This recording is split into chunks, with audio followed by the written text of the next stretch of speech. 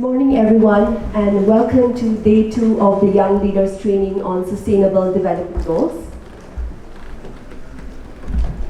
This panel discussion, we will be discussing on the economic growth and development opportunities for Nagaland, and decent opportunities as well as livelihood opportunities. We're extremely privileged to have an incredible panelist with us today, whom we will get to know eventually in the next few seconds. The Young Leaders Training on Sustainable Development Goals is organized by the National Foundation for India in collaboration with the Sustainable Development Coordination Center under the Department of Planning and Transformation, and this is co-funded by the European Union. We are also supported by the Department of Information and Public Relations, Government of Nagaland, and they've been so generous to provide state magazines for all the delegates. Thank you so much to the IPR for that. Today we have 94 delegates from across Nagaland, and they have been selected through a very rigorous application process and interview. The goal was to have about 80 of them, but the applications were really good, so the organizers increased the number of delegates, so we have 94 in total. They represent all the districts from all the tribes between the ages of 18 to 25 years. We have content creators, we have civil services aspirants, we have political activists, as well as church youth leaders and a lot of student union leaders. And this morning, I am extremely privileged to introduce to all of you this exceptional guests that we have with us today, and I will quickly introduce them. First, on my left is Mr. Nichite Gulo. He needs no introduction. Briefly, he is the CEO and founder of Entrepreneurs Associates, and his work has been recognized locally, nationally, and globally. He has been really promoting entrepreneurship and sustainable livelihoods in Nagaland, in the region. Next, we have Mr. Shanavas. He is an IAS officer. Currently, he is the Deputy Commissioner of Kohima, and he was one of the key persons in implementing and kick-starting the World Bank project on education. And currently, he is also an Acumen Fellow. And next we have Mr. Akam David Longkumar. He is an economist, one of the few economists in the state of Nagaland, currently pursuing his PhD in JNU, and also is an assistant professor at Sri Ram College of Commerce, University of Delhi. So thank you so much to all three of you for your time and for being with us today. Based on the few hours we had with the delegates yesterday, they're very inquisitive and have a lot of questions, so we are all looking forward to interact with you. Just to contextualize what we are discussing today, we are looking at economic growth, development, and livelihood opportunities for Nagaland. Over the last decade, we have seen very uneven economic growth for Nagaland. Some years we have seen very high, some years abnormally very low. In terms of India's Northeast contribution to India's GDP, it's just 2.3%, where 2/3 of it comes from the state of Assam. In terms of exports, it's about 2% from the Northeast, and 90% of it comes from Assam. If we look at development, yesterday we had a very intensive sessions on where Nagaland stands in terms of all the development indicators. And we know that we stand good in some, but poor in so many development areas. And most importantly, we are curious about the unemployment situation in Nagaland, where currently we rank 4th highest ranked in terms of unemployment at 9.1%. Pre-pandemic, we were the highest in the country. So that is where we are, and we want to set that context before we begin to talk about economic growth, development, and livelihood opportunities in Nagaland. So to begin with, the first question I would address, sir, if you can share about your work with Entrepreneur Associates, about your work pushing to sustainable livelihoods. I'll give the time to you, sir.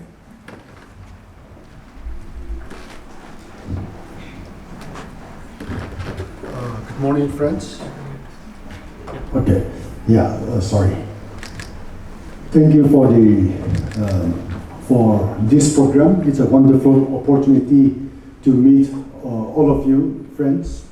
And some of you might have heard about the Entrepreneurs Associates. For those of you who don't know what is Entrepreneurs Associates, it's a non-profit organization to promote entrepreneurship in Nagaland and of course the wider group of Northeast India, and we are seriously looking at Northwest Myanmar because we believe that without developing a culture of entrepreneurship, we have nowhere to go. And I think Lima has already stated the existing situation of Northeast India. Most of the states in Northeast India, 8 states, except a little bit of Assam, the rest are non-revenue states. But 98% of Northeast region has international boundaries. This 98% international boundary of Northeast India has no meaning when you don't want to do business. And so for us, we know that we sit on an atom bomb of opportunities, but we are simply overshadowed by our dependency on government, that we seem to be unable to look beyond government. So the Entrepreneurs Associates is basically to fight that mindset. And so what we do is we try to encourage people to look beyond government job, to look beyond self-employment, and to become entrepreneurs. So we train, we motivate, and we do a little bit of funding. We have our own small lending arms under the RBI regime, and we also have other social enterprises, but we started as a non-profit, and I think we will continue to be a non-profit promoting entrepreneurship. And as you would know, we are very few development workers who talk about profit and prosperity. So I think that is what I will leave it for now, and later on I'll be happy to hear from you and respond to you. Maybe later on then. Yeah. All right, thank you, sir. I'll now address the question to Sir Chanavas. From your experience working as a bureaucrat, and you're kind of staying in different villages and districts across Nagaland, what do you think are the main drivers of economic growth and development in Nagaland, and what has been pushing it? Maybe your perspective on that broadly would be good. Thank you for the question, and it's good to see all of you. So I was just telling Akram also some time back, so usually in the age of 18 to 25, you see the kids going around in the village and just playing around. So it's good to see 94 of you here and seriously thinking and discussing about the future of our state and our country.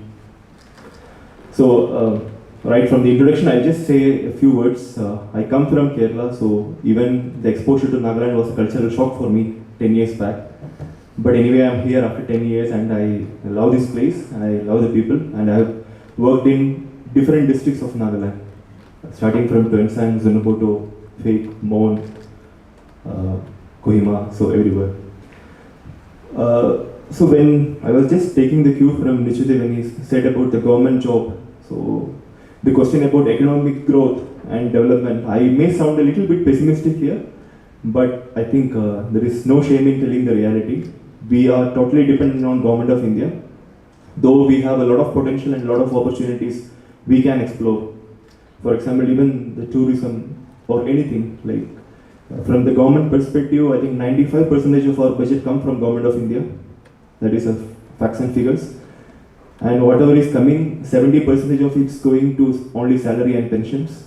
So that is the money for development. And the state revenue, we say we are an agrarian economy, we depend on agriculture, but most of our agriculture ends in self-sustaining. Like, can correct me if I'm wrong, but we don't usually go into exports and other markets. So the question is whether we have the potential or not. I think we definitely do have. In all the other states or countries, we take it as a model. They also started from the scratch. No state or the place just came up being an economic powerhouse. It didn't start like that. So we are also taking some baby steps, but it's very, very crucial that we take it in the right direction. So most of the time, we have a habit of getting settled with what we have and putting all the ball to Government of India and the budgeting from their side. And we say there is a chicken neck to the northeast, and sometimes we try to misuse that chicken neck, and we end up doing a lot of mischief and corruption and all those things and not ending up anywhere. That is not a very sustainable solution. So definitely we do have a lot of potential. We have the potential in the sector of tourism. We do have a potential in the sector of agriculture, export, food processing, and the people like Nishite and their organizations, they are doing a lot with what they have. But 1 or 2 individuals or 10 individuals, we cannot change the fate of the state. That is a social mindset which has to change. And we have high hope and expectations on you, the young people, and you will be the ambassadors, I think, the days to come. So this is my preliminary observation. I think in the course of time, I will be taking questions and we can discuss further on it. Thank you. All right, thank you.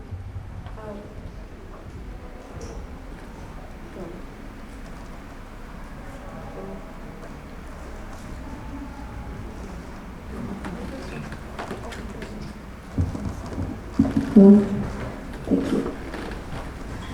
So, taking hints from the two of them, talking about the strengths in entrepreneurship and relying on us, and the strength that we have in the region, and also the weaknesses that Sir mentioned, I think I will go to Mr. Akam and talk about, if you can share a little bit about the importance of empowering local economies and how they can lead to equitable development. Maybe if you can elaborate on that. Okay. Hi everyone, first of all. Very, very happy to see so many faces, all enthusiastic into, right? Now, just to give some context regarding your question, empowerment, at the local level, right? Because after all, we're talking about development at the local level. We're talking about Nagaland, right? Some context, and I'm sorry, I may take some time.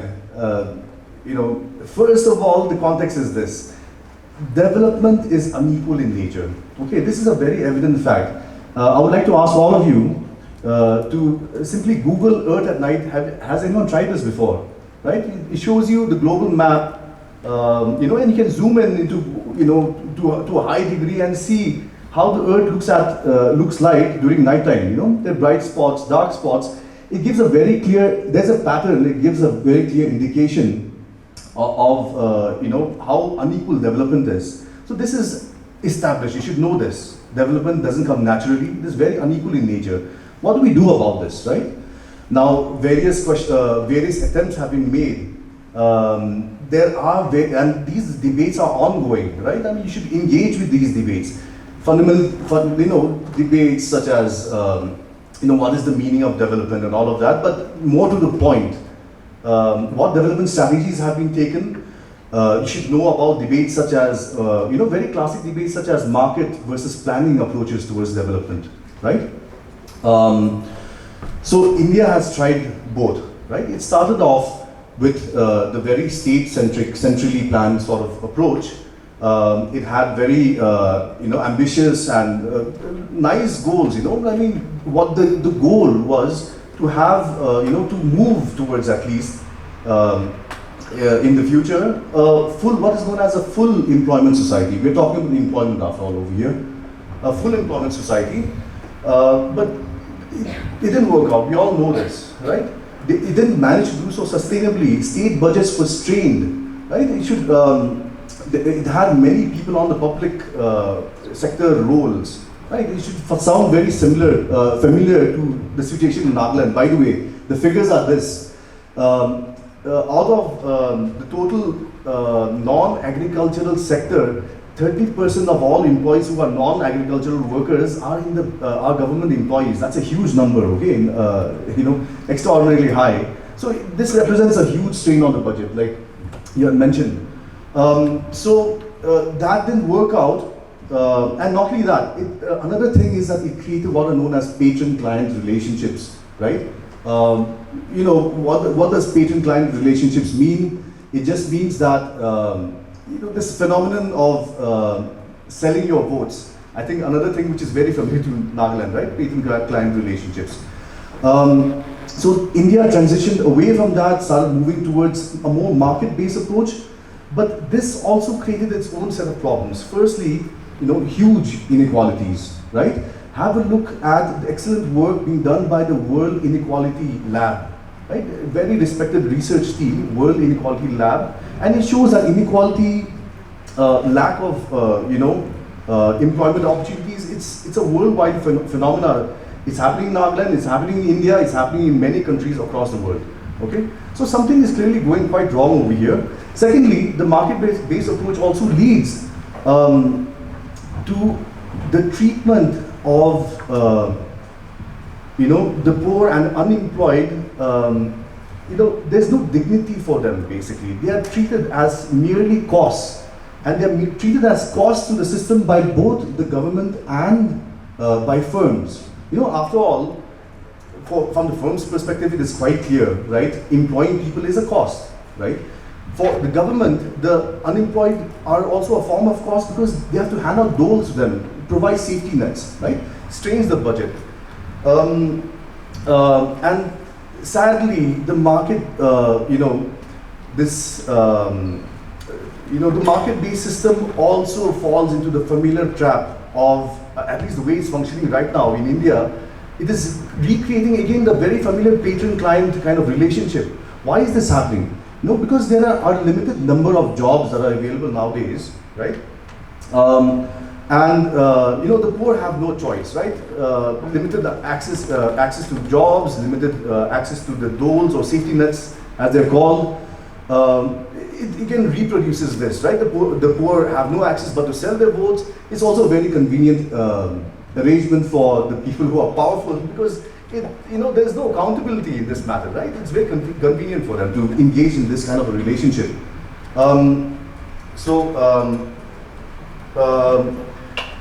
To get back, okay, I tend to lose my train of thought. Okay, I'm sorry. So to get back, what is happening over here is driven by, see, all of this is not a natural process. What you see in Google Maps is not a natural process. It is policy-made, man-made. We are making this, we can unmake this situation. So what is basically happening is this, you know, the policy process, the policy that is influencing this is as follows.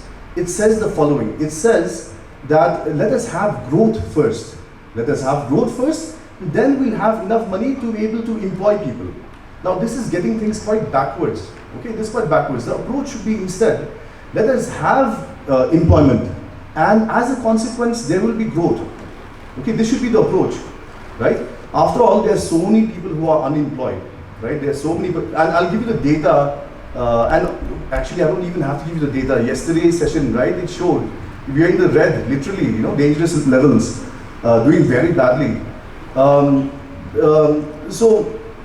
See, why is this logical? Why is this a logical approach? There are so many people who are unemployed, willing to work, put them to work, right? To produce productive assets, right? This is a key thing. Don't make them do, you know, useless things. Make them produce things, right, which are useful to society, right? And so it's in a way, it's a win-win situation. Employment increases, you know, growth increases, right? Now,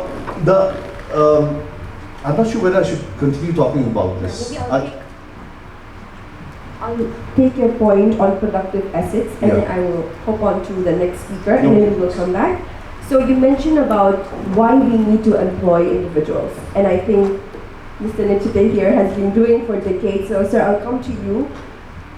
EA has been pushing and employing a lot of people, pushing entrepreneurship. So can you share, maybe elaborately, on what are the key industries and key sectors that can thrive in Nagaland, and what have you been pushing over the last few decades? See, when you see Nagaland, everywhere you will see opportunities. It's only the mindset. We don't have unemployment problem. we have laziness problem. I'm told you are 18 to 25 years of age. By 25 years, I was also a college lecturer. And by the time I was 13, 14, I was earning money in the village. And by 19, I was the first to sell ice cream in Kohima. And Kohima in those days, 1992, was much colder than now. And I earned money by doing porter jobs in Kohima. And the All India Radio got so fascinated, they interviewed me. And they asked me whether we could compete with laborers from Bihar. I said, my gosh, physically we seem to be much stronger than them, because when we lift boulders, we could lift boulders better than the laborers from Bihar. But that's just one basic manual work which does not need any skills. And today we have so much. I will give you an example of how a small piggery, we have a partnership with SBI to target about 10,000 farmers with 3 lakhs exposure per farmer, beginning with 3 lakhs, and that's giving an employment to about, in some cases, 2 people, to some just 1. We have funded a number of micro enterprises. In Nagaland, we have to think about micro entrepreneurship because the ecosystem for even small industries is at the moment quite low. But 10 lakhs infusion to credit to micro enterprise will definitely generate one person's job.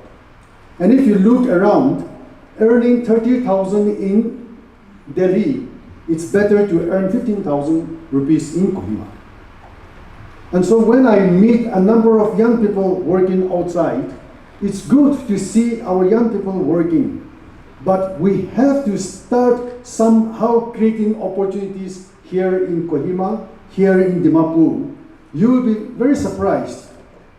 Somewhere in 2009, the government of Nagaland did a study in Nagaland, and they found out that about 56,000 people were employed in the trading sector, and those are not the indigenous or local Nagas. You will be surprised in Dimapur, there are 600 plus Jain families. Not even one of them are government servants. They're all in business. But for Nagas, business is something that we look down upon. And so in my PowerPoint, I wanted to share that later on. But we can even see at this point of time. But I will tell you, if you want to see employment, there is so much opportunity in Nagaland. It's just the mental block. And what is the biggest mental block? Government job. And which is the one which is destroying Naga society? Government job culture. You know why? Because we have 144,000 odd people employed in the government sector. Sometimes it keeps increasing, sometimes it keeps decreasing. Government is finding a hard time to actually articulate the number of employees, but that gives to about 12.5% of our population employed in the government, which is the highest in the country. For India, it's 2.8% employed in the government sector, and we are a non-revenue state. You just mentioned about 95% coming from Delhi. Earlier it was about 98% because Nagaland was brought about by a political agreement called 16 Points Agreement. Until 1989, it was funded under special category. And for some reason, Nagas began to believe that development means getting government job. No. Akam has mentioned about India's economic planning. Jawaharlal Nehru went to USSR and came back and said the new temples of India has to be now factories. And in 1991, as you see, things changed. Today, without entrepreneurship, we have no future. But when I talk about entrepreneurship, many a times people think I am attacking the Naga society. It's not so. But I want to tell you, jobs can be created locally by any of you. And if you want to get 30,000 to 50,000 rupees in Kohima, I tell you, not 100 opportunities. There are thousands of opportunities. So if you look for jobs, now I have to see which. Okay, sorry. Yes, sorry. Thank you.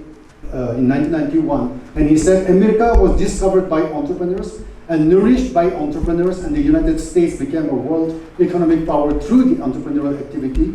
Entrepreneurs will thrust us into the 21st century with a thunderous roar.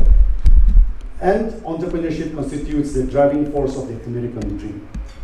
For lack of time, I will not expound so much on it, but I will give you an example of how this has been true during the I have to go back. During the pandemic, the Census Bureau of USA stated that in 2020, 4.4 million plus new businesses took up in America. And as you see, that was 24.3% increase from 2019, and from the mean average of 2010 to 2019, it was 51% higher, which means American society is entrepreneurial driven. They don't look down on business people. But here, when we talk about business, you may think of a fish seller on the footpath. When we talk about business, you may think of a shopkeeper, and is that glamorous life? Definitely no. Nagas don't have entrepreneurs. We have shopkeepers, yes. We have street vendors, yes. But we don't have entrepreneurs at the moment. Some of you have to aspire. And so for me, I think what the Chinese look at, they call Ouija. That is crisis. During the pandemic, America, there was huge crisis. People saw it as danger and opportunity. For Nagas today, if you look at it as a crisis, I am telling you, the employment that we have created, we were wishing that our own agency, which we refused to take foreign funds, when in 2000 we started, we decided we will not take foreign funds. So far, we have not taken any foreign funds. So when I go out, and since both of us are part of the World Economic Forum, the development workers from other countries, they run after billionaires because they get business deal. For me, I have nowhere to run because I have no FCRA, and I've decided that we will not take foreign grants to do development in Nagaland. We are very shy of working with the government. But I can tell you today, some of the entrepreneurs who were unemployed 15, 20 years back, and today being entrepreneurs, they're able to employ more than 100 people. I'm trying to encourage our young entrepreneurs to pay more. But I will give you an example. In 2006, one shop manager in Kohima was paid 25,000 rupees per month, which was very significant. And that is because when a new mindset comes through a dynamic young entrepreneur, that can happen. Today, I'm telling you, there are a lot of businesses, micro businesses in Nagaland, who will be offering 1 lakh rupees to 1,20,000 rupees per month. Our own activities, we are also moving towards that. But I hope in the next 5 years, some of the small business houses in Nagaland will be able to offer at least 5 lakhs package to people who want to work. But for you people who want to take up entrepreneurship, I want you to take it up because there is no competition there. There is no seniority there. If you give your best, within 5 years, you can be a crorepati. But the biggest challenge will be your family. Your family will start saying you, we didn't let you study up to become a shopkeeper, to take up business. You have to learn door to door, selling. You have to come up with an innovative idea and sell that product or service. But then if you can convince your family, if your church may not pray for you, your face may not appear in Nagaland Post, and you may not be called as the best daughter or son because you didn't get secretariat exam passed, or you didn't clear NPSC or UPSC. But don't worry, you can become a property very soon. So when we talk about job employment, for me, when I look at a modest way, I think the Entrepreneurs Associates have created more than 30,000 jobs.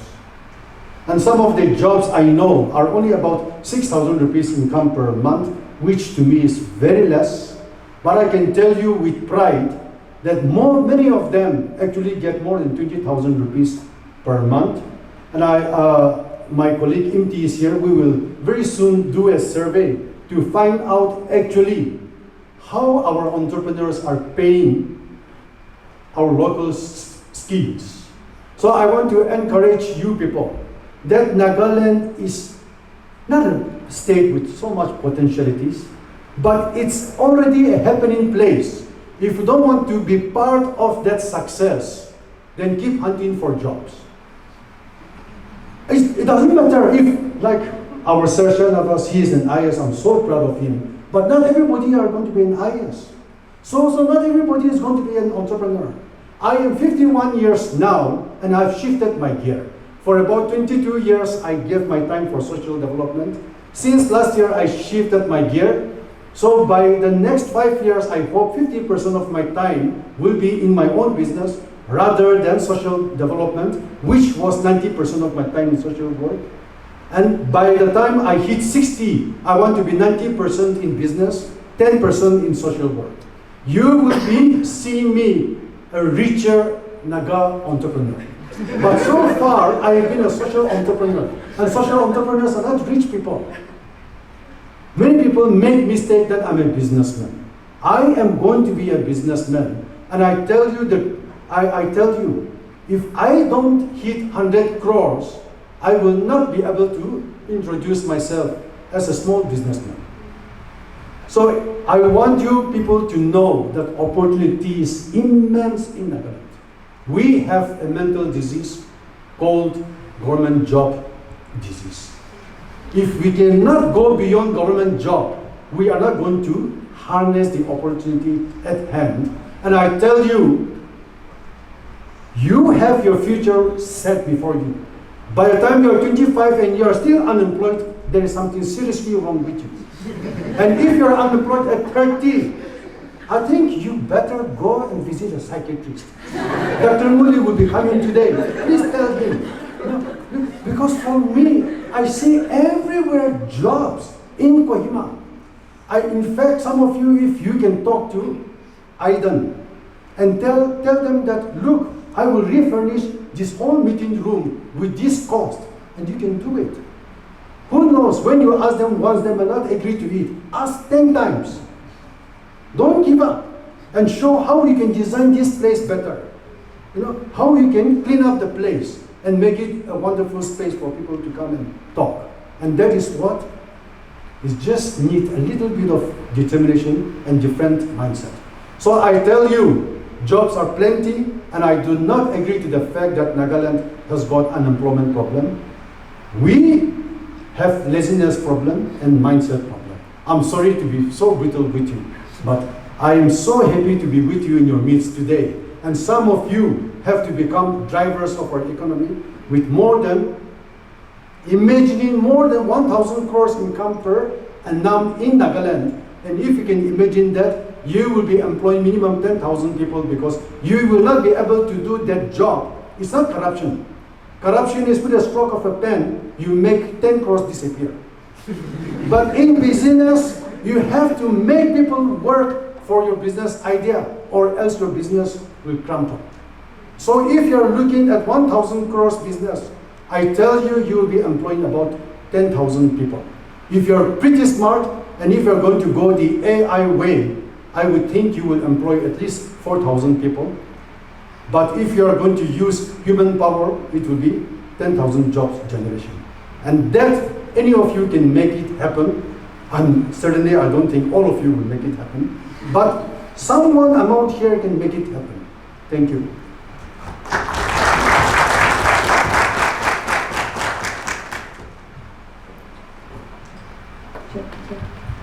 Well, thank you so much, sir, for the insightful information. And I feel connected to so many aspects of what you just shared, especially the prayer. there was a point when some relatives called me up because they thought I was sitting for civil services. I don't think they're praying for me anymore. But that being said, in the next few minutes, we want to diagnose the problem and then later on discuss policy prescriptions. But the state cannot survive without the public and the private sector.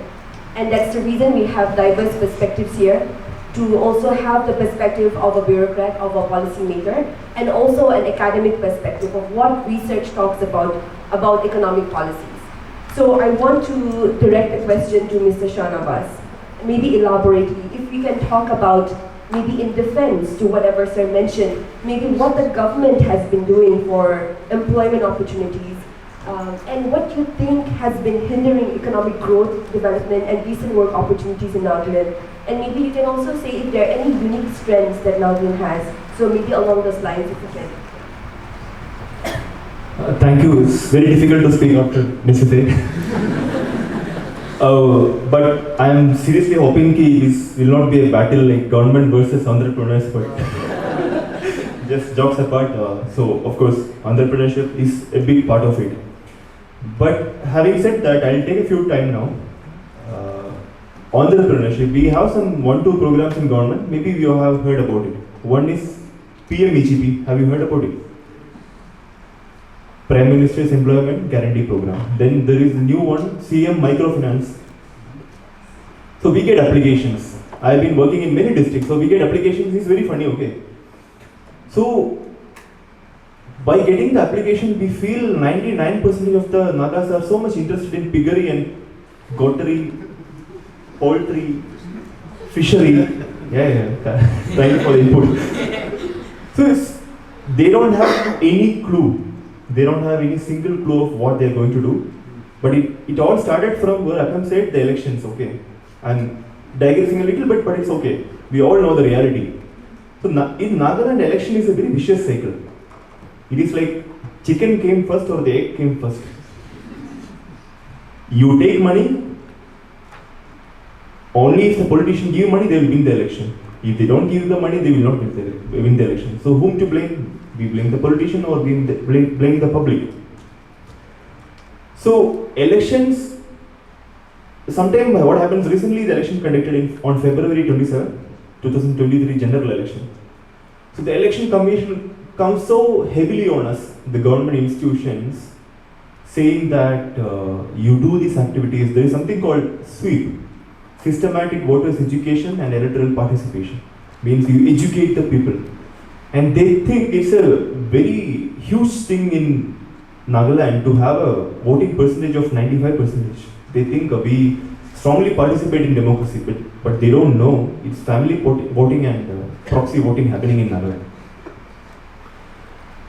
So sometimes it's very funny, and people think here the proxy voting, everything is so okay because they have collected the money. The village as a whole has decided that they will vote for this particular candidate. They will support this candidate. So even before the election, the mood is set who is going to win. So once that particular person wins, then of course, only by giving the money during election, it will not suffice. You have to give them government employment. If government employment is not possible, then you have to focus on schemes like microfinance. You have to focus on schemes like PMEGP.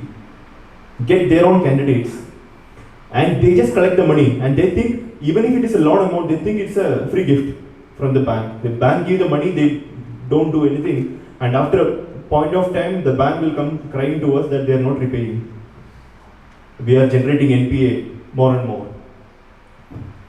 So this is not the concept of entrepreneurship. Okay, I think whatever he just mentioned, that is a concept of entrepreneurship, that you have to struggle in the beginning. Not a single business or entrepreneurship happens without any struggle in the beginning stages. Even I'm sure he also has undergone a lot of struggle in the initial years. So even the mindset has to change. Just when we talk about the business sector in Nagaland and shop owners, shopkeepers, I'm not generalizing, but I have seen instances that the Naga shop owners, sometimes we wonder why there is a lot of businessmen in Nagaland from outside. Why not our own people can do business? I'll tell you the difference. My father-in-law he owns a medical shop. And here I see, you walk into a shop, talk to the person. We all know Nagamis, right? So I'll mix a little bit Nagamis here. So I asked that person, "Itu asana nai?" "I itu nai." So, "Kau tu bawa?" "Kami tu na jane." Kuisha business kata. But I have seen businessmen in the other parts, even here also some of the very good ones. They go that extra mile. If I ask for a medicine, if that medicine is not available there, but he will make sure that he will get the medicine for me from some other nearby shop, so that that particular customer comes to me on the very next day. He will become my customer. It's not only for the businessman. So that has to be the attitude. Initially, you have the struggle. And to the question, Lima just asked me whether government is supporting entrepreneurship, employment, and I think government can do a lot more. You know what government does? If the government, the top bureaucrat sitting next to me in the secretariat, if they listen to me, they may tell me that you leave government job, you go to entrepreneurship. So what we do is that we take decisions first, then we go for consultations. Means suddenly out of the blue, you will come to know that this particular scheme is coming to Nagaland. This is the decision. Now you start doing the consultation with the interested party, you call everyone. So by that time the decision is taken, whether it's right or wrong. So the right decisions will be taken only when the consultations will happen first, not the decision, right? So in the schemes like even the microfinance, the PMEGP, this can do wonders. This can actually support a lot of poor people who have the right mindset. But instead the focus is that there should be some support on a political ground or a village ground or anything, that people will just do something, pump in money and pump out somewhere. And during the pump out, you do the corruption and everything, and everyone is happy. But then at the end of the day, are you going to have 100 successfully running piggery farms in Nagaland? No, you're not going to have. You're just going to have some individuals who have collected some money and creating NPA to the banks for giving them loans. But there is no afterwork which is happening. So I think government can do a lot more. We need to have consultations. And just talking about the government jobs, just digress again a little bit. When I was working in the school education department, the school education has 20,000 teachers. 20,000 teachers. For how many students? In the government sector, there are hardly 1,03,000 or 4,000 students. They have 20,000 teachers. And in many places people come up. You must have seen the newspaper also that there is shortage of teachers here, shortage of teachers there. So we are not satisfied only with the government jobs. We want government jobs, and it has to be in Kohima Dimapur. Yes. We are not ready to go and work there in Twinsang, Nokla, Shamatur, no. We have come across people in Nagaland who were doing multiple jobs. Multiple government jobs. They were working in 2 schools and getting 2 salaries, and the government was not able to catch them. The policy was false, even the monitoring mechanism was false. And there are people who works in a government school and a private college or a private school, then earning 2 salary. And their loyalty is to the private school or a private college, because government school, whether that teacher goes or not, he or she is going to get a salary. So this attitude has to change. I think, as he said, the parents and the relatives are the biggest obstacle. They will come hard on us that go. Because they want only the stability. They want you to earn your salary till 60 years of age and earn pensions, that's it. And we don't have very good live examples to show them, no, this also can be an alternate way. So for that, I think you need to do a lot. Thank you.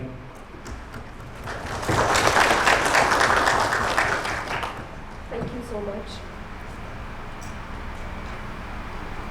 Thank you so much for that, sir. I think the 2 key takeaways I'm looking at is the mismatch between decision making, not taking consultation before making any policies or decisions, and accountability in terms of the lot of implementation. I will now move on to Mr. Akam, and maybe we can look at some gaps in our economic growth and development process. So in some informal conversations, we discussed about fiscal decentralization, and we looked at state-central relations and the challenges with that. And also, we discussed about community participation. And this is what Sir mentioned regarding lack of consultation before policy decisions.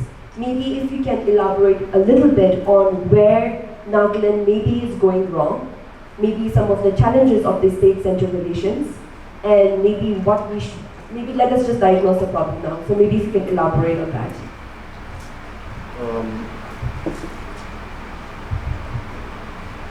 In terms of diagnosis, I actually did not complete my previous statement. I don't think I really explained why currently, see, by the way, India, it's not like as if in India there's no growth.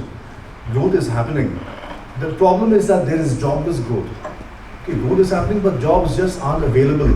So, to come back to Nichite's point, I would like to point out, and actually ties in with what you said, when you said you found someone doing multiple jobs. I thought you were talking about livelihoods. I mean, because, two government jobs, okay, that is completely unfair, corrupt. But the sad fact is, majority of people in India, in Nagaland, the global south, we work in the informal sector, where we don't have access to regular wages or salaries. We have instead, livelihoods, where there are multiple activities. There's this amazing short story by Abukali, I've forgotten her name, Dimome, Willy's runaway son. Short story, it describes, the problems that the parents of Willy have because they work in the informal sector, they work in the town, they do multiple odd jobs, the wife feeds the pigs of somebody else's pigs, works in the garden, to take care of the garden, weeding it. The father goes around, painting doors sometimes, hauling stone sometimes, odd jobs. So they are working, okay, they are working. But the thing is this, despite doing so many multiple jobs, they are just eking out a bare subsistence level of, income. Okay. By the way, in this case it was so, but it doesn't mean that it has to be subsistence, but in general it doesn't tend to be very high. This is one thing we should know. In fact, we also call them self-employed, right? They also fall under the category of self-employed. There's some amount of overlap, okay, between these two concepts. One thing I would like to point out is that this concept of entrepreneurship, self-employment, there are two types. One is survival based, just in the case of Willy's parents, right? Do multiple odd jobs. And there's growth based entrepreneurship, where in fact we think of Ambani, Bill Gates, they do create jobs, by the way. And they're meant for growing, they keep on expanding continuously. It's not for survival. Okay, so just one brief distinction between there are different types of entrepreneurs. Okay. Diagnosing the problem, let me just complete. Why is jobless growth happening? There is growth, but no jobs. Right? Let me come back to that. And I'm sorry, even your first question I haven't even explained, regarding local empowerment. But I'll get to there, I hope, soon. Again, let's start with the diagnosis. Let's stick to that for now. Okay, I'll give you, don't be scared, I'll tell you one equation, very small, very, very simple equation. I hope you're not scared of equations, and some data to back up, okay? So, very simply, and this is to help enlighten why jobless growth is happening, okay? And remember, keep this in the context of India in general, all states in India moving towards a more market-based. Nagaland is on the way there, maybe not as far along as other states, but is heading there. This is also creating problems. So this is not affecting Nagaland directly right now, but it is our future. Okay, so that's why I'm mentioning this. Now, what is happening in most states of India is, like I said, jobless growth. The equation which will help you understand this is what is, basically output, or you can call it GDP. It depends on two things. One is how much does each person produce, right, on average, and secondly, I'll get back to this. And secondly, what is the total amount of employment, right? How many workers are there? You can think of it this way. It is a very simple thing to understand. Just take this example, if there are 10 of you, right? If there are 10 of you, and each of you on average can produce 2 chairs, then what is the total output, right? That's 20, right? 2. I mean, this is simple enough, right? So this is what is happening. These 2 components add up to growth in GDP. Now the problem is growth in GDP is occurring. Huh? Too much time? Oh, sorry. I thought I was taking too much time, sorry. But what is happening right now is GDP is growing, and the output being produced by each person is also growing. But the second component, which is employment, that is not growing. So what is driving this process? What is driving this process? Basically, what is happening in the market-based system that India is going towards right now is what firms are doing is the following. They are laying off many people, right? They are laying off many people, making them unemployed, forcing them to find self-employment, join the informal sector, and the so-called lucky few who manage to remain employed are doing work for longer hours and more intensity, right? For basically and for the same wages. Wages are hardly increasing. Now, another thing is this: growth is increasing, right? Where is the source of the growth? It is because these people are producing so much more on an individual level. On a per worker basis, they're producing much, much more. It's not like they're lazy, by the way. It's not like they're lazy. The data shows that compared to, this is called productivity, okay? The output per worker is called labor productivity. The data shows that, and this is of course for average in India. In Nagaland, who knows what the productivity is? I think this is first of all data for the organized sector, okay? For the organized sector, which we don't really have much to speak of in Nagaland, right? Manufacturing, organized manufacturing and unorganized manufacturing, by the way. But manufacturing really doesn't exist in India, maybe 1% or so, 1 to 2%. Yeah, so regarding this laziness thing, I don't think they're lazy.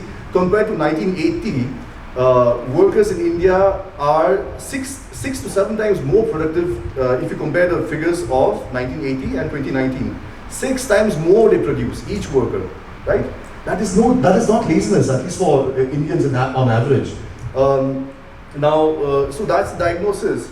And again, something is going very wrong over here. What I'm saying, I swear, it ties in with the solution the solution that not only I have to offer, but many economists in India have to offer as well. But maybe I'm speaking too much. So back to I just want to highlight on the few points that we wanted to hear. So maybe if we can highlight on the risks and trade-offs that Nagaland will be, the risk and trade-off for Nagaland if we are to kind of stay in this current trajectory of unemployment state.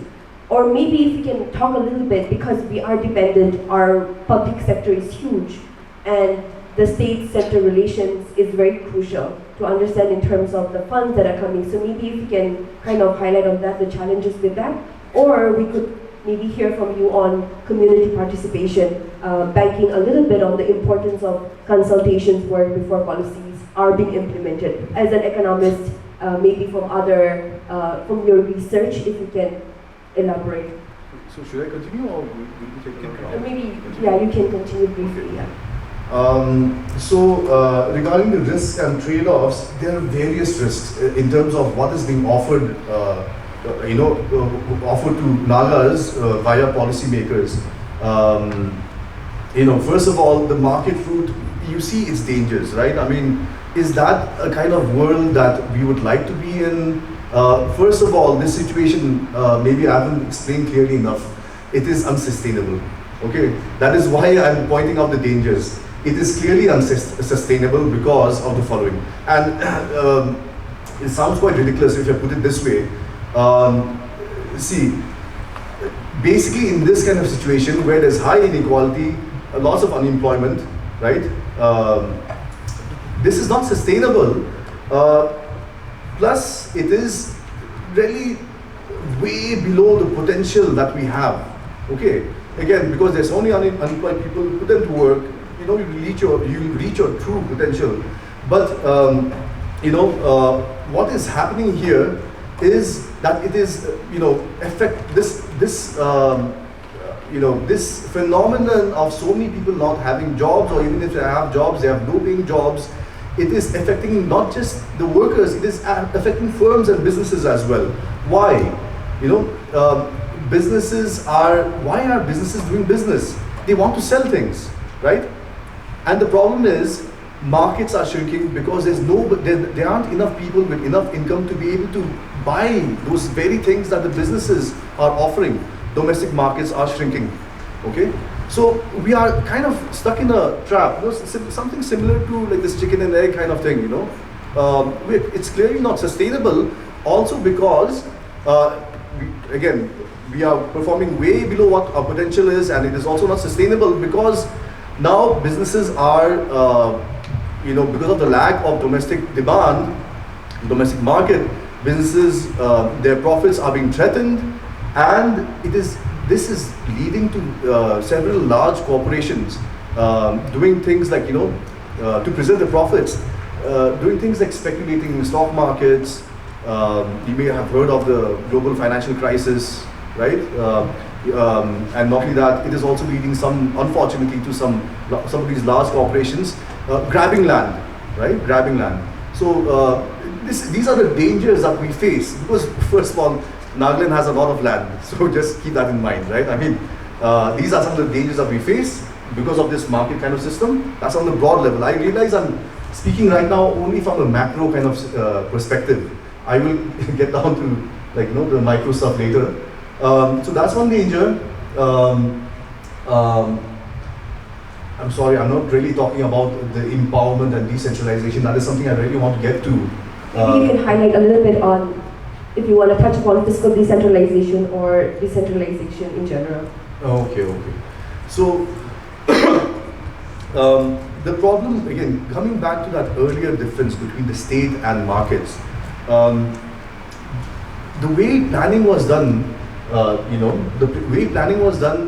was, and this has already been noticed, and we have made attempts to rectify this. Basically, there's a policy maker making decisions for far away places like Nagaland, right? There's no local connection. This is why people everywhere have been, we realize the solution is to decentralize. Now we need effective decentralization. That is where we are stuck. By the way, it's not like as if Nagaland is not working in the right direction. The 2002 Act, Nagaland communitization of services and institutions, that is a very good step in the right direction. We have to continue moving towards that, right? That basically empowers people, entrepreneurs on the ground, like Nichite and many others, to do the following, right? They are better placed than some policy maker far away in identifying the correct business opportunities. And where is investment most likely? Because they have the most information, right? Local information. They know where to invest better than anybody else. Not only that, when you allow, by the way, I'm talking specifically, this decentralization in Nagaland applies to decentralization to the level of village councils, right? We don't really have panchayats, we've got village councils. So we really have to involve the village councils here as well. Right? Decentralize all the way down to the village councils through decentralization. Empower them because of the following. See, give village councils the power to not just formulate plans, in terms of what they would like to make, where they would like to invest, but also when you do this, the crucial problem of accountability, at least to some extent, can be solved, right? Because the village councils are directly responsible to the village, who are their neighbors, just few feet away. If they don't fulfill their promises, their neighbor will make sure, they'll scold them, make sure, why isn't this happening? So this is true decentralization. Unfortunately, I don't think that's happening yet, so we have to work towards that. We need to find, the political will, politics, and I remember our speaker, in the beginning had talked about the importance, yesterday had talked about the importance of politics. So these are places where, politics is important. We can't really run away from politics. Thank you. Are we talking about this? Are we talking about the same village council that dictates our votes every election? I'm not sure. I think we understand, at least diagnosing the problem, that government needs to conduct citizen engagement, citizen participation, engaging at every levels, understanding the needs at the local level before any decisions are made at the policy level. Maybe we can, because we are running out of time, maybe we can move towards recommendations that the government should do, or maybe industry players should do in Nagaland. So this question is addressed to both Mr. Nichite and Mr. Shanavas. So what strategies and initiatives can be undertaken to foster an entrepreneurial ecosystem to increase job creation in Nagaland? But before, in addition to that, to you, sir, the way I see entrepreneurship, I really think even though the scope is there, it's not for everyone. And why I say that is because, yes, skills and knowledge, but not everyone has the financial cushion. Not everyone has the financial security. Maybe for some, they have a food on their table, they have a roof above their head, and so they can venture into that. So maybe if we can elaborate a little bit on that, and then explain about strategies and initiatives the government and industry players can do. Thank you, madam. Number one, if you don't have money, please do business. Lack of capital is not the answer for not taking up business. And not everyone will do business, but anyone can do business. And when I was asked about the opportunities, I wanted to share this. Please log on to Entrepreneurs Associates Instagram after your program is over. We have not been talking about entrepreneurship per se for some time, but you would find some opportunities created by some people under our movement called Trees for Wealth. Planting of fruit trees. We want to plant 1 billion fruit trees by 2050, which will generate 1 trillion rupees economy for the northeastern region at 2020 constant price. So in 2050, it could be 5 trillion rupees. It could be 5 lakh crore economy, but we are taking 2020 as the base constant price. And under this, one of our old men, he is 82 years this year, during the pandemic, he clocked in about 14 lakhs rupees by just selling 3 fruit tree nurseries. He last year again got about 10 lakhs. The problem with him is attitude. He thinks he is a poor man because he is not a government officer. And because he thinks he's a poor man, he will become a poor man. But of course he has some money. And the children are enjoying his hard work, I know. There's nothing wrong to enjoy his hard work. But if you see Dolly Parton's song, God of Many Colors, one is only poor if they choose to be. If you think that government job is the only job in this damn world, then you are going to be disappointed. Because only 12.5% of Naga population are employed in the government sector. What will happen to 87.75% of the population? Will they remain unemployed forever? No, for God's sake. And some of you, if you are seriously interested in learning how to do business and make business, please contact me. I will teach you right away how to make 50,000 rupees per month. But you have to pay the price. But it's very easy. It's more difficult to be unemployed. Getting frustrated, expecting, and continuously complaining about politicians and complaining about government. No! Entrepreneurs have no time to complain about government. Those of the farmers who earn about 5 lakhs, 6 lakhs rupees per annum by raising fruit crops with our office, I know they have money. The problem is their children also want to have iPhone. And major problem with them is they feel so unfortunate. They are not a Assam Rifle Sepoy. They are getting 5 lakhs rupees in the village, but it's mindset. And that's why I keep thinking about Dolly Parton's famous song, "You will be poor if you choose to be." So this mindset is very important, but how to make it into policy is abstract, we don't know. But definitely, the government has to encourage entrepreneurship. The government has done a lot of things. The problem with a lot of government policies is that they think that entrepreneurship is way below government job, number one. And even the entrepreneurs themselves think that they are way below government jobs. If you don't believe me, NSSB exam last year, schools have to close down. Even entrepreneurs who were running small micro enterprises sat for the exam. And I was saying, my gosh, what the hell? So now when we talk about policy making, we really need to acknowledge the power of entrepreneurship, like you mentioned. We need to understand entrepreneurship at the right perspective, I think. And I think for Nagas, if we want to grow economically, we should not compare India's economic growth. I tell you, India has done very well. There are more than 100 unicorns, which are like startups with more than $1 billion revenue in a year, which is great. I tell you, it's great. But you can compare India vis-a-vis with China in terms of population size. India is sort of murmuring for $5 trillion economy by 2025. And you'll be surprised, China is looking at $30 trillion economy by 2025. So there's nowhere in comparison. But if we want to do business, then we need a government who understands that business people will give them revenue.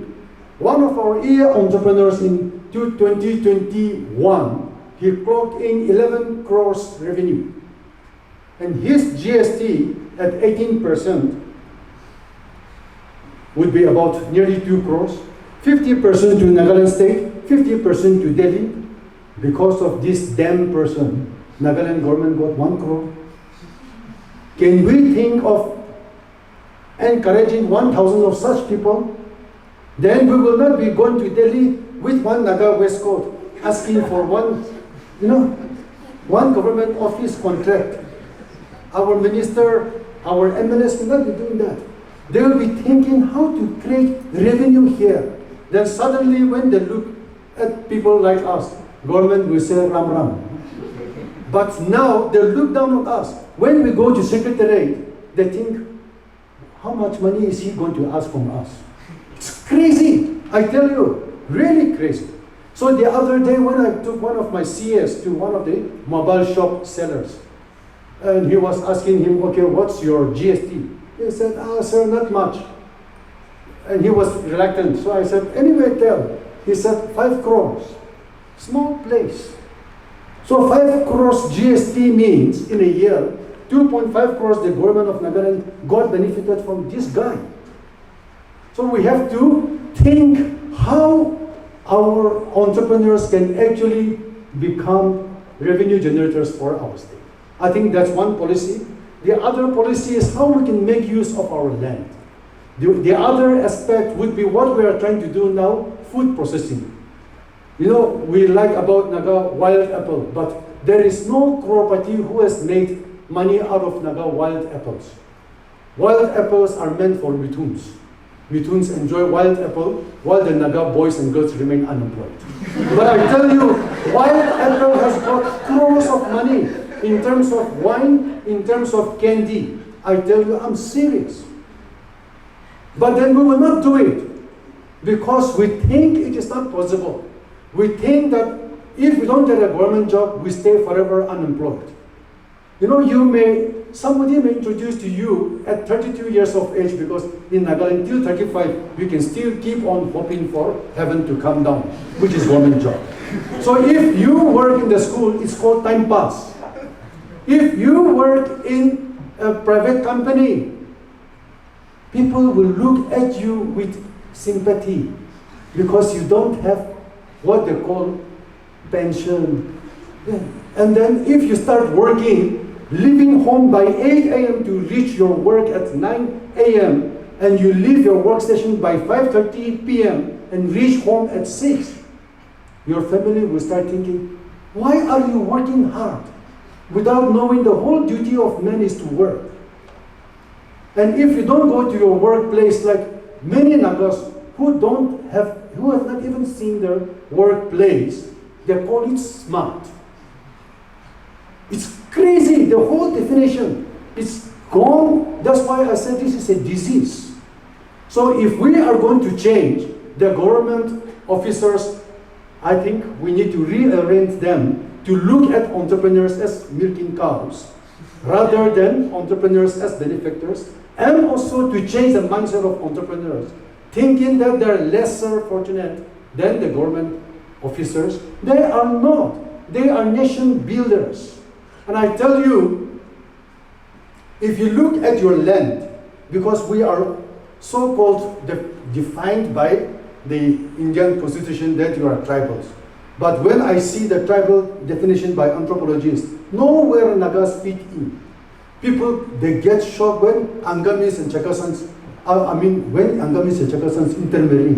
And I said, my gosh, we Chakasans were Angamis in 1946, and before 1880, there was no Angami, there was no Chakasan.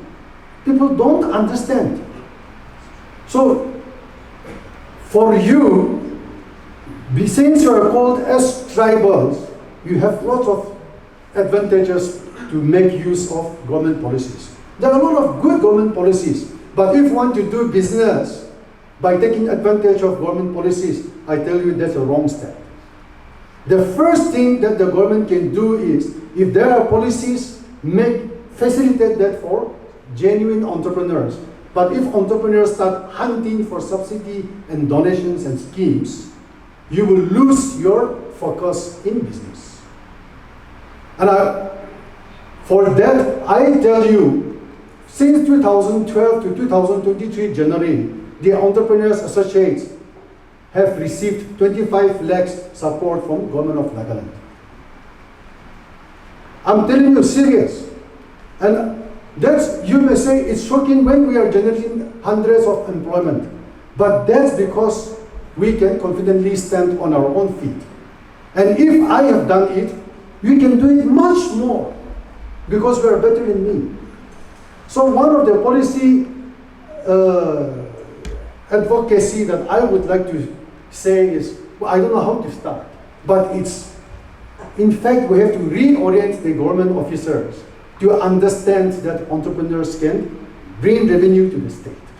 And also to reorient these damn entrepreneurs who think they are so unfortunate. In fact, entrepreneurs should be so proud that even if government calls them for meeting, they will say, no, I have no time for you. And the government secretary has to come back into his office saying that, please get one business idea here. We need to create 100 jobs.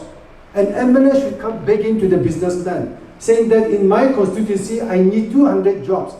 Why can't you come up with a business plan? Then the businessman may say, okay, I feel sorry for you. Then, if that happens, we are seeing change. But today, Naga entrepreneurs, they want to go to MLA. Who is that damn MLA? 1,50,000 crores pocket money in a year? And you think that's big? No. I tell you, it's a shame. MLA, local MLA development fund.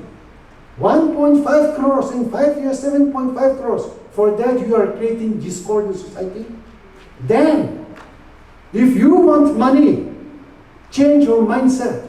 Money is all out there. How to get that policy across? If you think that you don't have anything, you have land because you are tribal. Your land is your gold mine. But you cannot go and eat your land unless you start thinking and working. And mind you, if you are willing to study in a college for 5 years or 3 years to get a degree, to get money, please work 10 years. But the land is so good, in 6 months it will give you money. But you're not willing to do it because that is something demeaning. It is dehumanizing you. You were raised up to come back home with NL10. Yeah. And if it doesn't happen, you are a failure.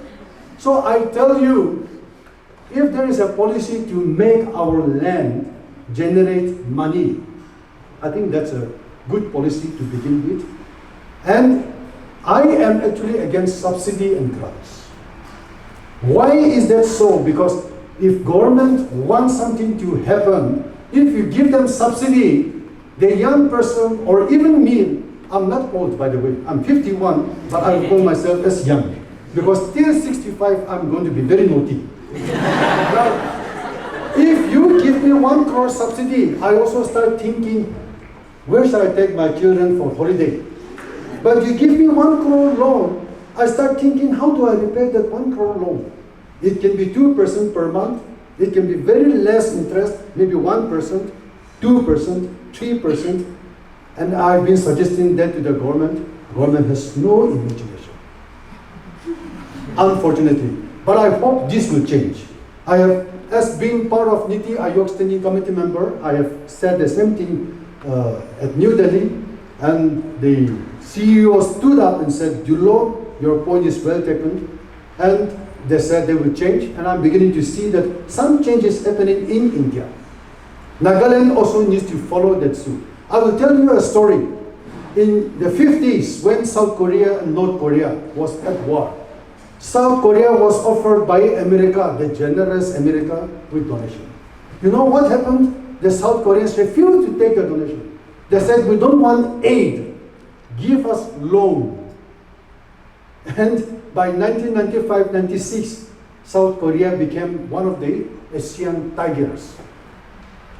And you know about Samsung today, what it has done. You know about Hyundai, you know about KIA.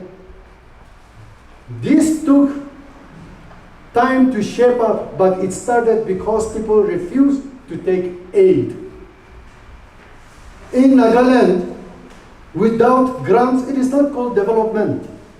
And so I used to make fun of our state officials when they go to Delhi. Now that has to change. If we want a medical college, we should never go to Delhi. We should find out how to raise this damn 300 crores in Nagaland. It's very easy. I tell you, really easy. It's chicken feed. I have challenged the government that if you want a bank, I will make magic and make a 10,000 crore bank with the government chair, because Nagaland is considered as a dangerous place.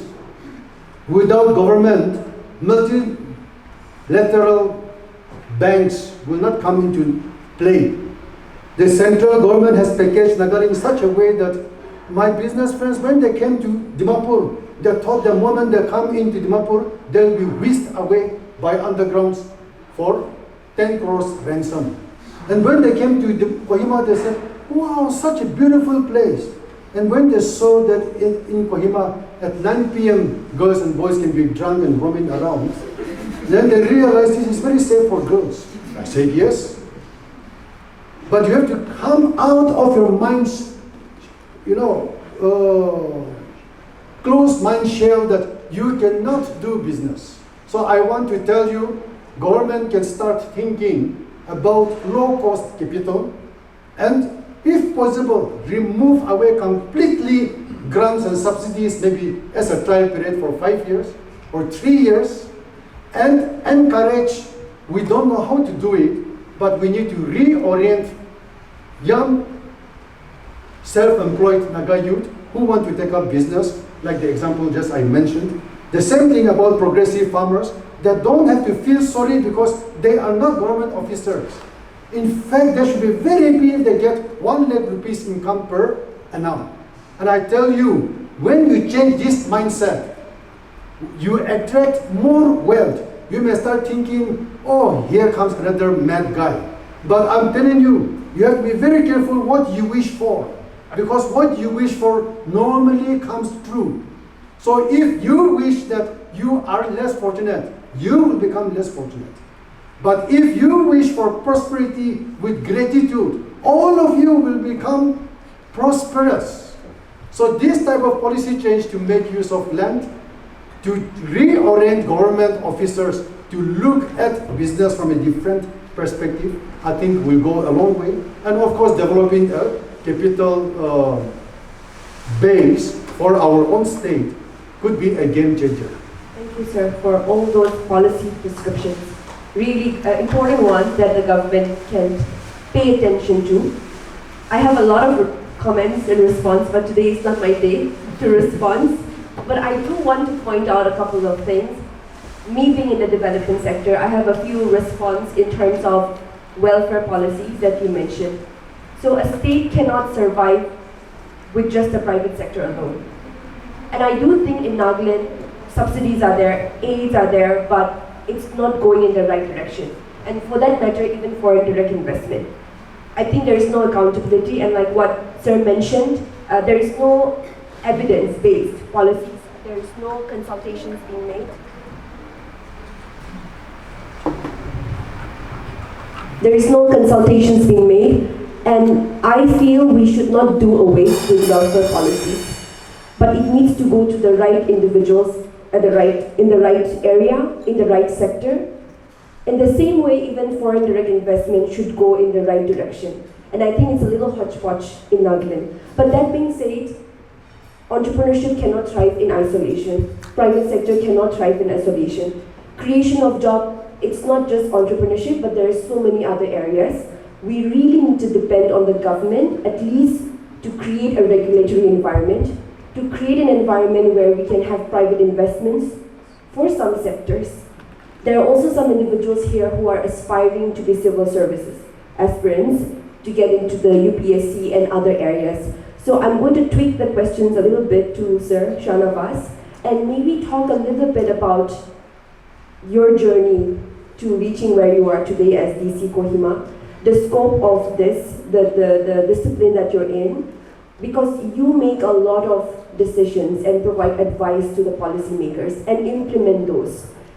And then to maybe talk a little bit about the challenges that maybe you are facing in terms of creating regulatory environment, because Nagaland do not receive a lot of private investment, and that is the talk over the last 2 years. So maybe if we can talk about that in general. Yeah. Thank you. So I'll just combine my journey with a little bit of the context, what he just said in.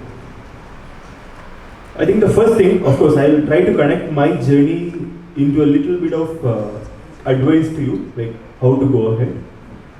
Because being elder to you give us the freedom of giving you free advice, so we are going to use that. So, most of you are in 1825. So, I finished my engineering in the age of 21 in electronics and communication.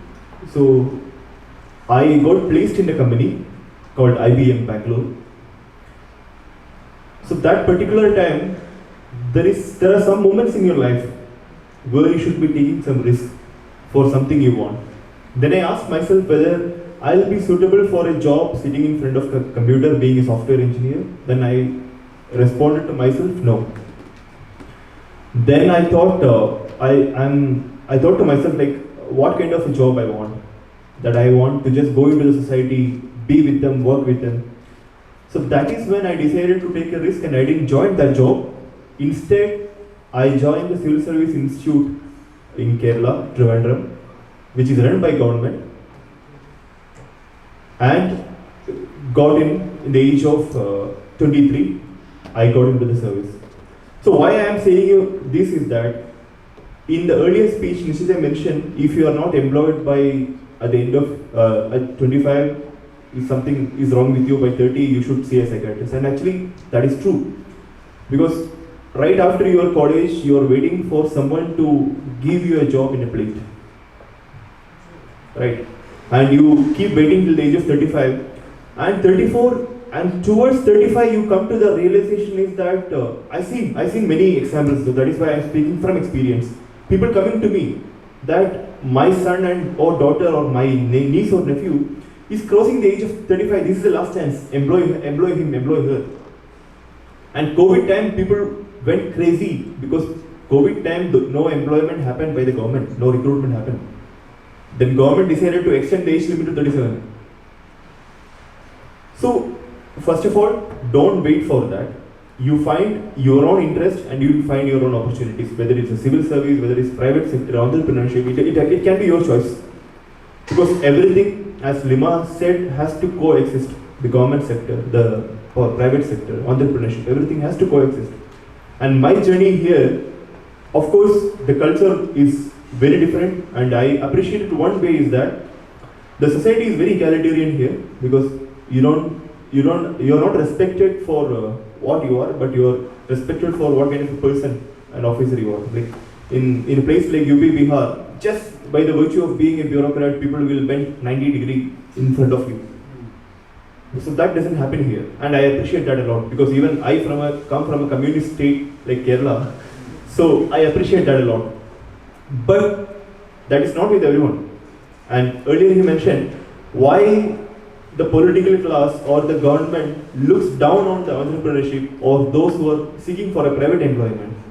Because you see the way one MLA or a minister moving around in Nagaland.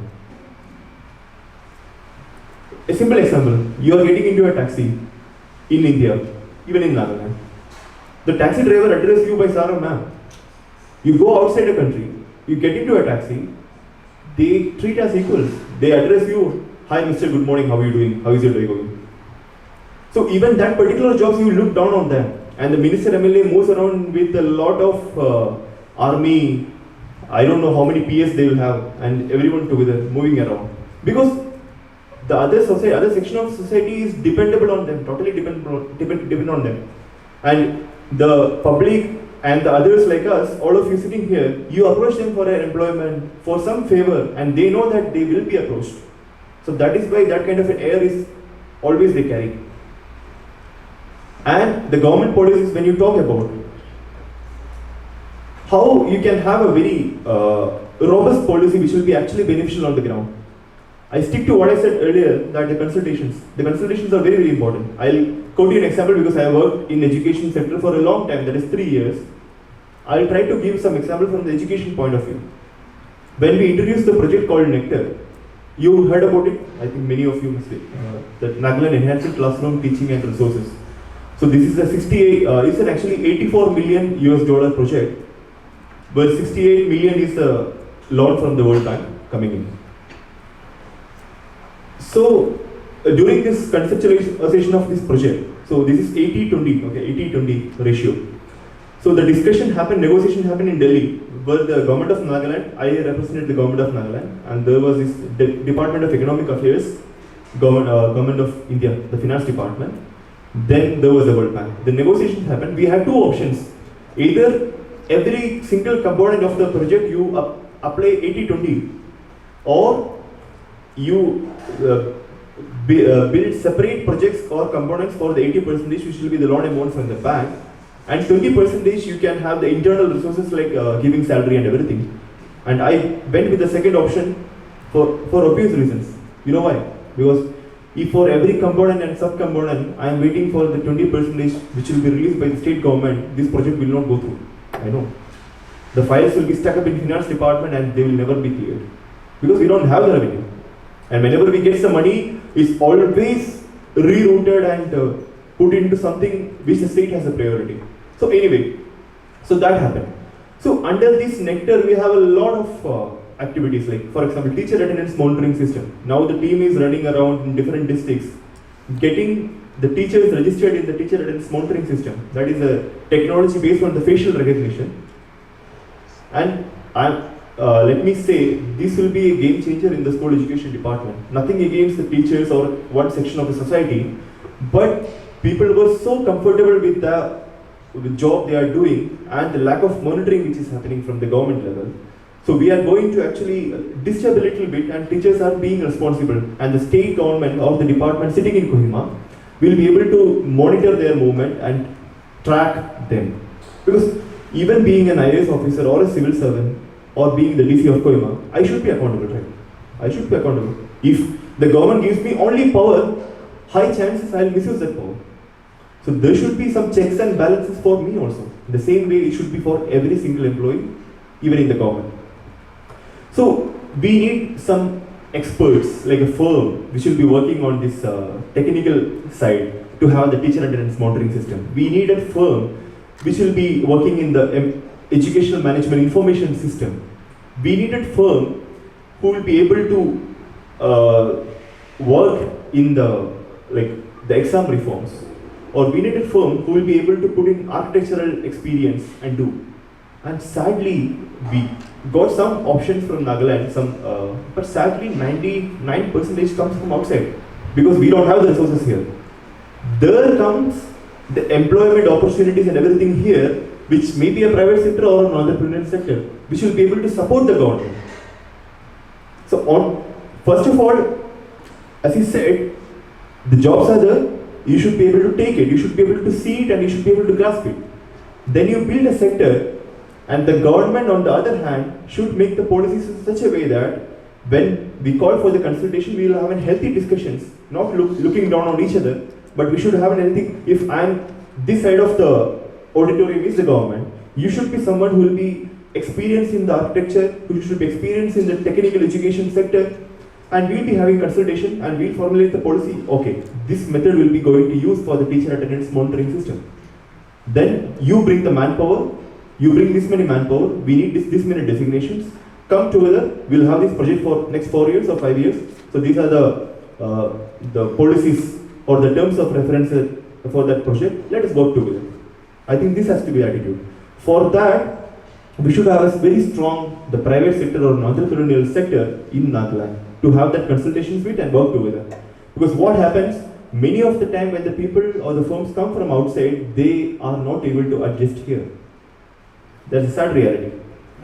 They come with a different picture, and many of them, they get a cultural shock right after coming here. And the priority will be to run away. The same, the Dimapur-Kohima road. I'm just digressing a little bit. But the road is not complete. The Kohima side is not complete. And there 2 contractors came. Without knowing the ground reality of Nagaland, they underbid the code and they tried to do work for 1 year. They couldn't do, and they blamed everything on the corruption or underground movement and everything. They finally ran away. Who is at loss? The public is at loss and the state government is at loss. Why? Because you don't have a very strong constructional firms which will employ the local people who are ready to work here in this environment, who will be doing this job, so that there are proper checks and balances. So my experiences here, of course, this is not a very easy going for me also. And many of the time people ask me, what keeps you motivated here? Like 99% I should be demotivated, like seeing all this. And the place I come from, Kerala, there is not a single rural sector because there are only urban and suburban stations. Then there are no rural population as such. And the system is much better there. I don't say it's like perfect, of course, but the system is much better there. People are better off in private sector. Just giving you an example in Kerala, like the DC's bungalow, the residence of the deputy commissioner or the district collector there. So it's not treated as like a big White House because the neighboring houses, which will be some business person in Dubai or Saudi, he will have a better house in the neighborhood. So that society is like that. So they don't just look upon you that you are a big some civil servant. They may respect you that you cracked an examination and in this post. So that has to happen here actually. That has to happen here. So what keeps me motivated is that there are even small changes you can do on the ground level. And just taking the cue from what Akam just said about the Communitization Act of 2002. And you know that the education department has this communitization, which is like very, very relevant. In the villages, we have the village education committees. But do you really think the Communitization Act has served its purpose? I will say no. Because initially in 2003, the village education committees were formed and they were told that, okay, you have to do this many roads, these are your responsibilities and these are your powers. After 3-5 years, another team comes. There is no capacity building. And slowly, people are there for the namesake village education committees. I'm not generalizing again, but many of them, they don't know the responsibilities. They know only the powers and how to misuse the powers. And many of the proxy teachers in education department, the origin of proxy teachers are like this. If Akam is a teacher whose family is based in Dimapur, he is posted in Kifre. I'll tell Akam, अपनी की करने ये ते बरे थे वो, अमी लगा बच्चा से ताई इको employment तो नहीं, अपना salary पर आएगी 5,000 तेगी दीदी भी ताई काम करो, अपने दिमाग पर दे आराम पर आभुई तेगी. This is the origin of proxy teaching, because the committee which was supposed to monitor the activities of the village school, they are not given the capacity building.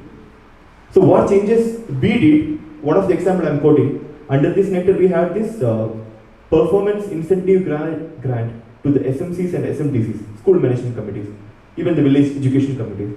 What we made them to do, okay, for a primary school we'll give you 3 lakh, but in 4 installments, 75,000 each, but every installment will be for 6 months, so altogether you have 2 years to work.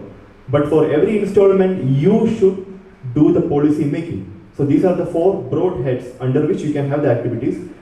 You see the need of the school, form these activities, and this is the rates, SOR rates for your districts. You do the financial calculation also. You be the policy maker, you be the calculator of the financial analysis and everything. You come, we'll give you that, we'll do a capacity building, how to make this, we'll support you, and you do this work, and there will be monitoring, 3-level monitoring, even by the district administration, by a third party. If we are satisfied that you have completed your first round of 75,000 well, then we will give you the 75,000 again, second. After all these 4, then if you are doing really well, you will get the additional grants also. So there I support Lima when we need to have a welfare, we need to be welfare state, but going in the right direction. So these are the small things we can do even from the capacity I am here, and I am happy with that. Even when I came to Nagaland at the age of 23-24, being a young blood like all of you, even I thought that I will change Nagaland, okay, I will end insurgency in Nagaland, I will do everything in my capacity to make it a developed state. But I'll say now that I am a fool to think that I can do it alone. I cannot do it alone, because I have to do it together with the society at large. But I have to do my contribution and my part, and this is my part, and I am happy with that, and this keeps me going. Thank you. Thank you so much.